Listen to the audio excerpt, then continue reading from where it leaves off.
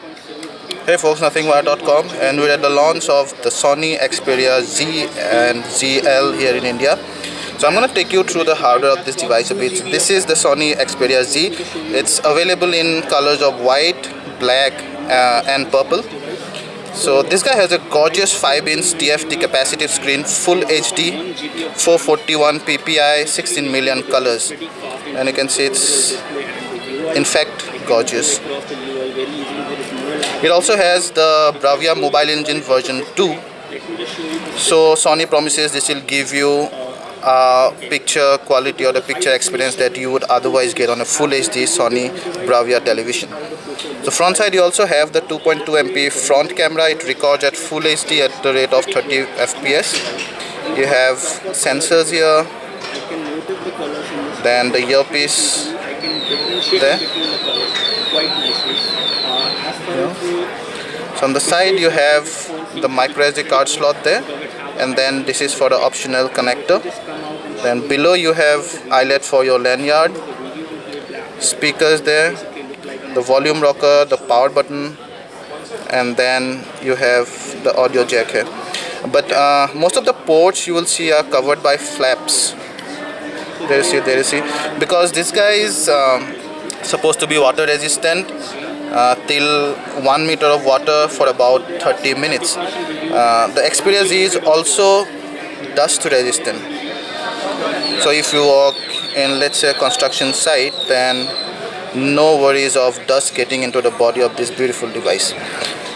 On the back you have a gorgeous, brilliant, and what Sony promises new experience 13.1 megapixel Exmor RS sensor camera.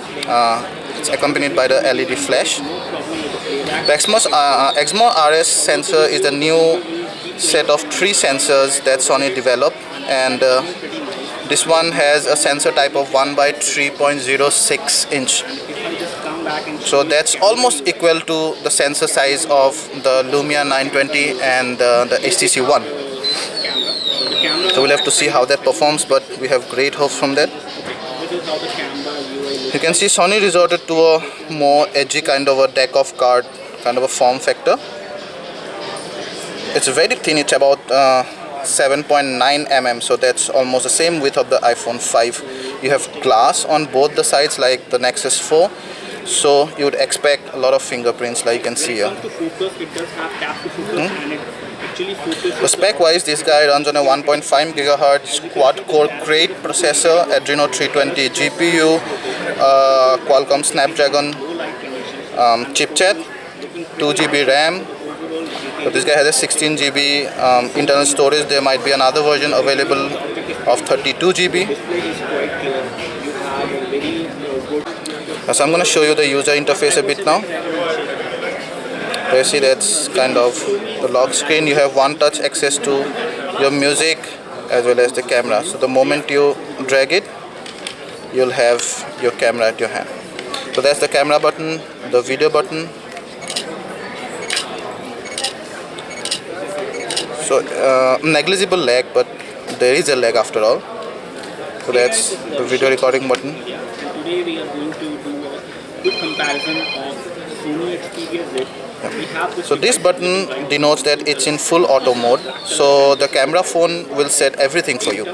You also have other modes like the normal, widescreen, burst shots, picture effects, sweep panorama, scene selection. There are some fingerprints that you can notice in the camera on both of these variants, but the fingerprints are actually looking or noticeable basically on the black variant. Yeah, so that's the Android 4.1.2 interface with a Sony custom skin on top. Pretty much the familiar experience that you have on other Xperia smartphones, but no floating widgets here as you can see. So Sony has resorted to more traditional kind of a home screen editing method. You can go to apps and then you can add various apps to your screen, to your home screen there you see. You can delete it with a great animation. There you see on the bin. So if the glass is going to break on any of these devices, That's something you'll only see with the Sony Xperia series. So that's your main app deck. The status bar you see here, the back, home and the recent button, they stay at all times, although at times hidden. Like for example, when you go to the camera, the status bar is hidden there, but you can still pull it out and go back to your menu, your main app deck. That's the keyboard, you can see. Nicely laid out keys. We always like the Xperia keyboards, and it will be all the more comfortable, I'm sure, in the landscape mode. So the screen might be locked. I'm sure the screen might be locked, but it's usually more comfortable and bigger in a landscape mode. Sound quality is good. Actually, I'm So there's the main app deck. and those speakers. we have this So if you There you can come go. and say, yeah. You already tested? No. in terms of the colors. I don't see any difference. Sony has incorporated a few new features, a new look to their custom UI. Now, for example, you can see this, the 3D app dock. You can customize these with your favorite apps, and it's super sensitive screen actually. So you can customize these and keep your favorite apps. Once you press the recent button, of course this is not a retail unit, so expect some bugs. You have the recent apps here, and you have an app menu. So this app is a quick access app menu. You can add new app to this quick app bar from here, from a Play Store or your install small apps. Now what it does is, for example, you're watching a movie. Apart from the build quality, For example, you're watching a movie somewhere here. as far as the form factor is Press it, 5 is pretty press this, light. and you can calculate here. Tup, tup. Speed of it is again quite lighter as well. So that you do not have to switch to these apps, your most frequently used apps, while you're working on something else.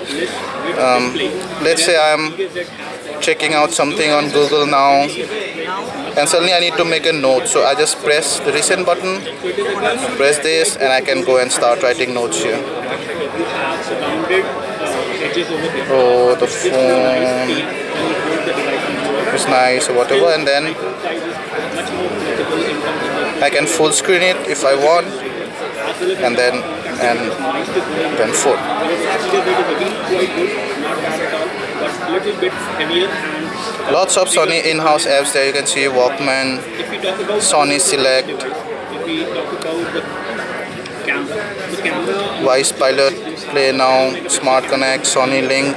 which is pretty good, and we have an 8-megapixel camera on iPhone. Check out the album. Have the LED flash in both of these devices. Nicely laid out, If we talk about other things, if we talk about the and I'm not sure how they arranged this big picture here, but I'm guessing it's probably the most recent one. Nicely laid out galleries there. like a little guy when you compare When you long hold, you can select multiple pictures and then share or delete. You can share by all these means. Hell lot of means there. if we talk about the display type, you have a high definition display. We'll go inside a image. And let's see.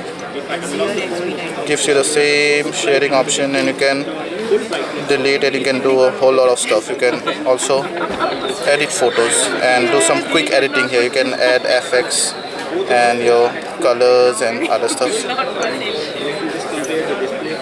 So the display is quite vibrant on Xperia Z.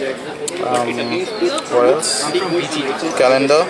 In terms of the Calendar is usual. There is not much addition, although things are much smoother to look at. How did you find this? Settings.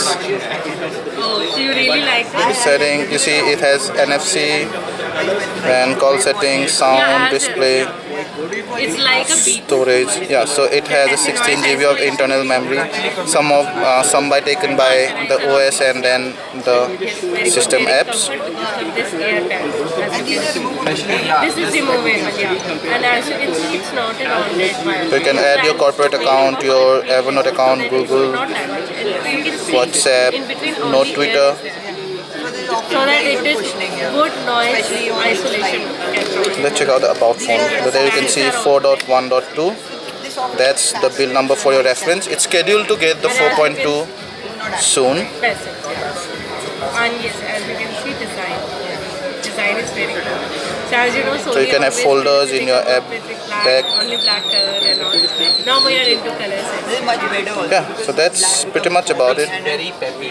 Yeah, it's really cool. So the salient feature of the Xperia Z Yeah, if you want to see is the thinness and nice, beautiful, kind of a minimalistic design with both glass surfaces.